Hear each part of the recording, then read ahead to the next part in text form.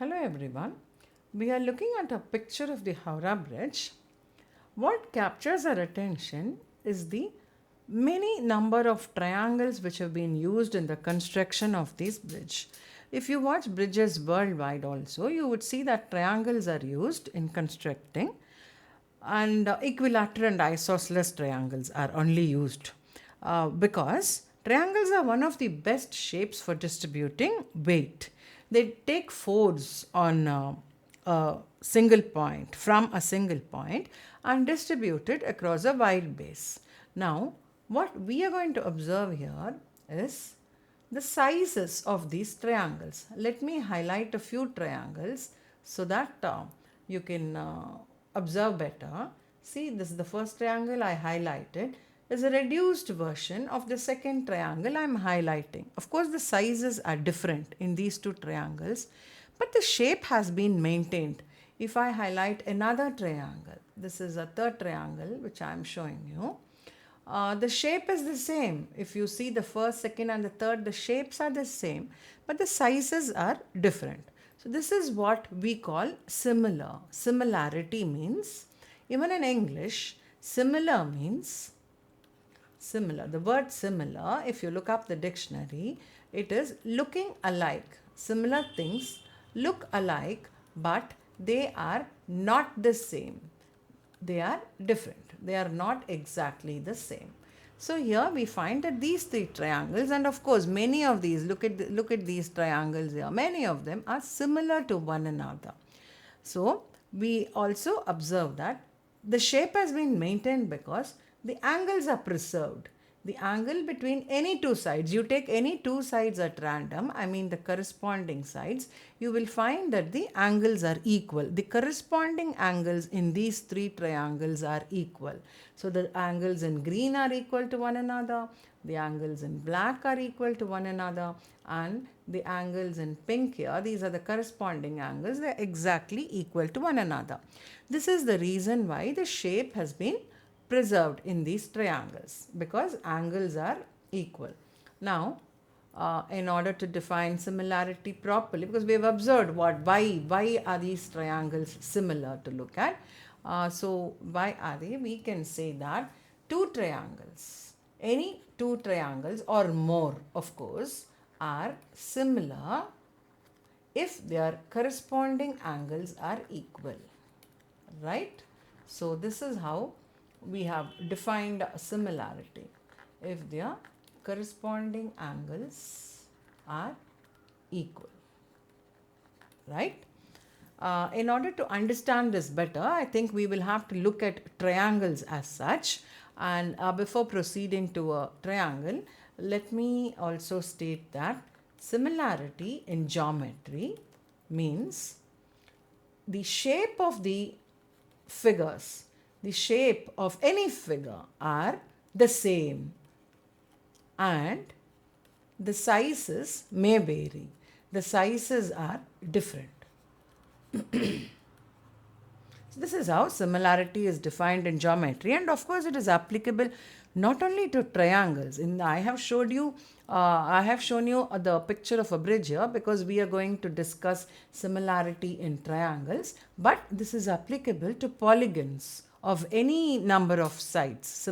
The shapes of the polygons should be the same, then they are called as similar polygons, but the sizes can be different. So now let's look at the example of two triangles which are similar, in the sense their corresponding angles are equal. These two angles are equal to one another, and the base angles also, they are equal to one another, and hence the triangles are similar.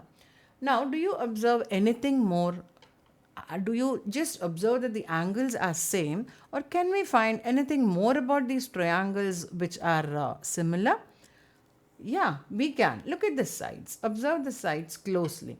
Let me take this triangle ABC and the second triangle DEF. I'm just naming these two triangles so that we can discuss conveniently about them. So this is triangle ABC and this is triangle DEF. Look at the sides, the corresponding sides. Look at the length of AB and the length of DE. DE is corresponding to AB, and at the same time the length of BC and its corresponding side is EF, and AC which corresponds to DF. Observe the lengths here. Why do they look similar? They look similar because every length, each length we are talking about is a multiple of the corresponding length, and that scale, the multiple which has been, let me try to make you understand using an example. Suppose this was 5 centimeters, suppose AB was 5 centimeters and DE was 10 centimeters, and let us assume that AC is 7 centimeters and DF is 21 centimeters. Do you think they would have looked similar? Because the scaling factor from 5 to 10 is 2. 10 divided by 5 is equal to 2, whereas the scaling factor from 7 to 21, which is 21 divided by 7, is 3. The scaling factor, or the number by which we multiply 7 and by which we multiply 5, are different.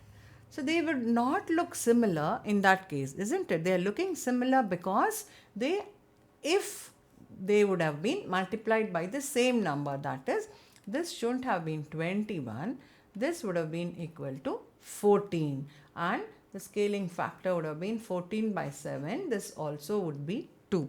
So AB would be equal to some multiple of DE. When I say AB, I mean the length of AB and the length of DE, and BC would also be equal to the same multiple, the same number multiplied by the length of EF, and the same here too.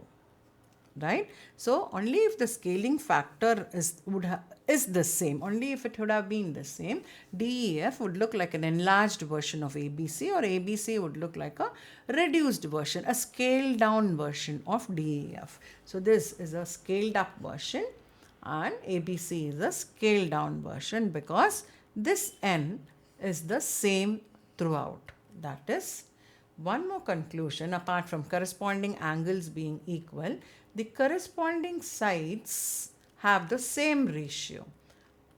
You would understand this better if I rewrite all these three.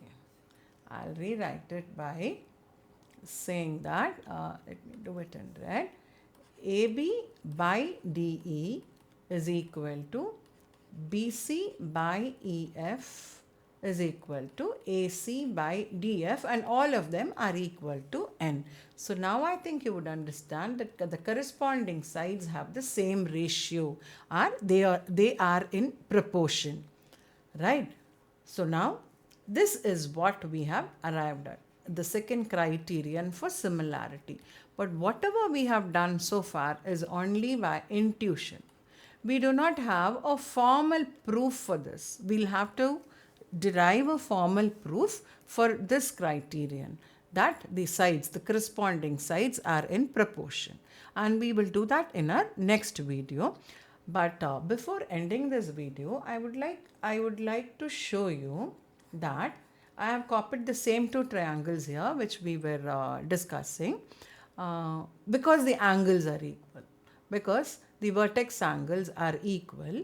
I'll try to shift the small triangle and place it on the bigger triangle. It's perfectly placed. Why is it perfectly placed? Because of course the vertex angle is equal and they are similar. It's placed perfectly. So they have been placed one on the other. And what do we observe? One thing we know is this angle, sorry, I have dislocated it a little. Yeah. The angle at the vertex is this, it's common, the same angle, isn't it? It has been superimposed on one another, so the angle is the same. And what about these two angles? This angle at, the small triangle was ABC, and this stands for both A and D, and the bigger triangle was DEF. Yeah, so we had already fixed that angle B was equal to angle E and angle C was equal to angle F. That is how we constructed the triangles. They are similar. So what do we conclude from these angles being equal? Angle B and angle E are same, means that whatever till wherever you extend the line BC or the line EF, they will not be intersecting, because the slopes of line BC, the slope of BC and the slope of EF is the same, as those angles are same, so they are not going to intersect. So we can conclude that BC is parallel to EF, or let me show you here. BC is parallel to EF, as their slopes are the same, they are parallel. There's one more way of concluding that BC is parallel to EF. Since we have a knowledge of parallel lines now, this was BC, isn't it? I'm just replicating the diagram here to have a better sense of understanding, and this is EF. Consider AE as a transversal, right? BC was actually like, yeah.